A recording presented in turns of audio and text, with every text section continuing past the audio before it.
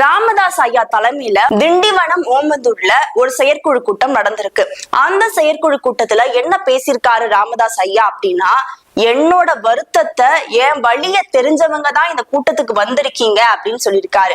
ஏன்னா அந்த கூட்டத்துக்கு அன்புமணி சார்ந்தவங்களும் அன்புமணி ஆதரவாளர்களும் கூட்டத்துக்கு வரல அப்படின்னு சொல்லப்படுது. அந்த கூட்டத்துல அன்புமணி அவர்களுக்கு எதிராக பல நடவடிக்கைகள் எடுக்கப்பட்டிருக்கு. என்ன நடவடிக்கைனா, நிறுவனருக்கு எதிராக கட்டுப்படாம அன்புமணி அவர்கள் செயல்பட்டுட்டு வராங்க.